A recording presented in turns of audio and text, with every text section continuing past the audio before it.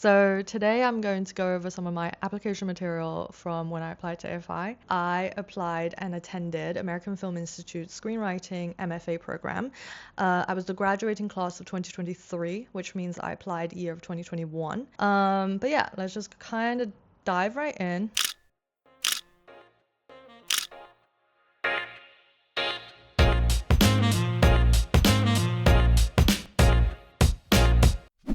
AFI also requires a large sample of your work and a small sample of your work with a prompt. The large sample is 20 pages and it can just be an excerpt, like a snippet of something. For that, I submitted the opening 20 pages of a coming of age screenplay that I wrote. Lucky they only wanted 20 pages because I pretty much only had about 20 pages. At that time, I hadn't even finished a full feature screenplay ever in my life before. So I was writing this film and I had no idea how to structure a film or anything. Now looking back, I'm like, wow, either your act one is insanely short or insanely long, because where is the story?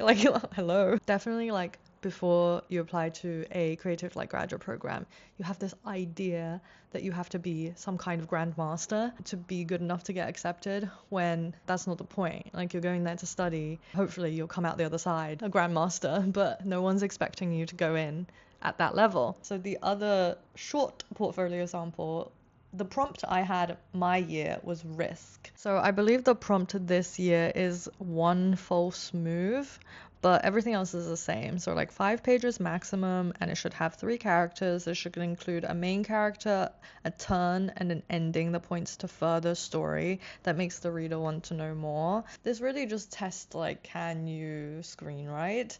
Looking back, honestly, at my 5-page submission, it's really not very good. But what they're looking for is that this person knows what a film is and knows what tension is and knows how to build a twist and knows how to sort of reveal information and develop characters. So for this, I chose to do sort of a more political piece.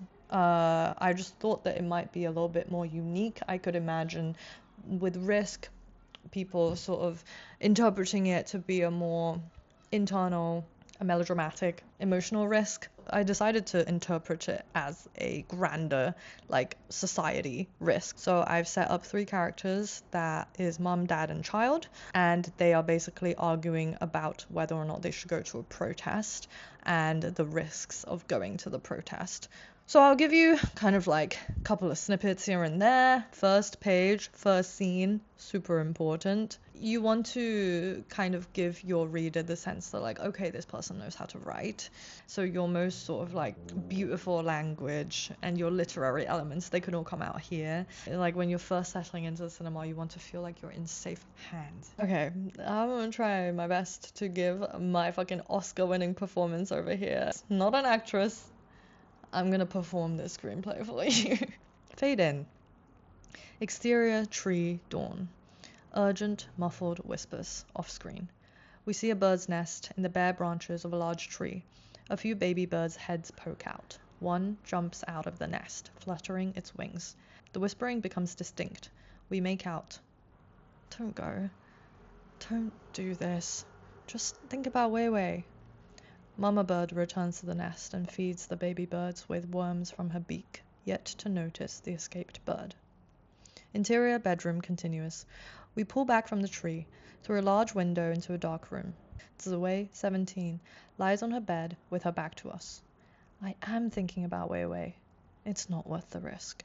You thought it was worth the risk 25 years ago, and I'd lost my brother. Ziwei blinks, her face lit by the dawn breaking as she watches the birds. She's awake and has been listening. Okay, so gives you an idea of what's going on, right? Parents are arguing about whether or not they should attend a protest. This kid is just sort of lying there overhearing. What I kind of do is I thread this imagery of this bird, bird's nest, and a baby bird throughout the story.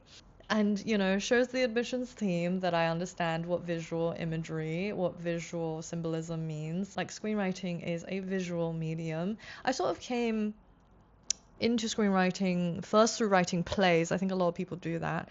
And I had to learn sort of like the distinct differences between playwriting and screenwriting. Like I was listening to Write Your Screenplay podcast by Jacob Kruger. Highly recommend, by the way. The entire reason I got into film school is because of this one man. I remember one distinct podcast where he talked about that playwriting is a rhythmic thing, you hear it, and screenwriting is a visual thing, you see it. So screenwriting, as little dialogue as possible, if you can use visual imagery to represent things, you should always do that instead. Whereas for plays, a lot of times it's in the rhythm of the dialogue. It's about crafting. It's almost like a song. But anyway, then later on in the story, the child comes out, and now we're in a three-way conflict. And the turn that they mentioned here is that the mother basically goes, no, the fuck you are not going to the protest. You do not understand the risk. Ding, ding, ding, buzzword. Do you not see the news? They are beating and arresting the students. And then the kid goes, no, mother, I do understand the risk. Actually, I was already there and they beat and arrested my friend. But I still think it's worth going, basically. So she like throws it back in her face, and that was my turn. Basically, as she is saying this, she describes the scene of what happened to her friend, and we kind of cross-cut between imagery of them talking about it and also a baby bird flying out of the nest and getting shot. One little cinematic technique I used here was that the baby bird continues to flutter, but this time we see it through a shotgun barrel. Oof, oof. Good stuff. And then the flash sequence continues. So we sweep from the baby bird back to the nest through the shotgun barrel. The shotgun fires. Back in the kitchen, Zoe flinches. Exterior tree dawn flash sequence. Multiple gunshots fire at the nest. The birds flutter and squawk, not yet old enough to fly. A bullet strikes mama bird, who falls out the tree. Zoe, off-screen voiceover. Guilty. And I just watched, and then I ran.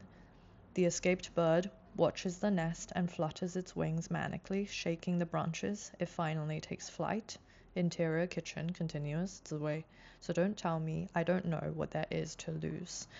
I'm going because I've lost. That's like, ba-bam, da-da-da. And then, finally, exterior tree dawn flash sequence. We stay with the bird. It flies unsteadily at first, but quickly improves. It soars through the sky. The sun shines gently behind the endless high-rises. The bird spots a flock of other birds flying slightly below. It swoops down to join them. In the streets, between the high-rises, we see thousands upon thousands of protesters marching, never ending with the road. So in the end, I kind of linked the bird imagery to the real world, which was the bird then flies and joins the protest, and we kind of see the realities of what's at stake here. Yeah, there's a lot I would have done differently now, but I read this piece, and if someone like submitted this piece and I was on the admissions team, I would definitely think, okay, this person knows how to write. They also have a strong sense of voice, and they also have kind of like a purpose, right? You don't want someone who's just writing for the hell of it. You want someone who feels like they have something to say. I don't mean that it has to be a political message at all. I just mean that they're approaching this as if it's important. For good films, there's always a theme that the filmmaker is trying to convey. Theme is very clear in this one. Okay, so I think that is all for today's video. So I will follow up with part 2, where I go over the 20-page screenplay submission. I'm a little bit hesitant to go into too much detail just because it is a screenplay I'm technically still actively working on, but regardless, I think it's important to give people sort of a sense of what level you should be at, and I just know it was so helpful to me to have like a video like this. And AFI, again, super gatekept, like so little information about it online, so I want to do my best to enlighten the people on that. That is it from me today. Again, I offer one-on-one consulting sessions for potential students who are looking to workshop their personal statements or application portfolio. Whether you're looking to apply to AFI, another film school, or any grad school for that matter, feel free to check out my website linked in the description below and also on the screen before you. And yeah, happy applying, and I will see you next time.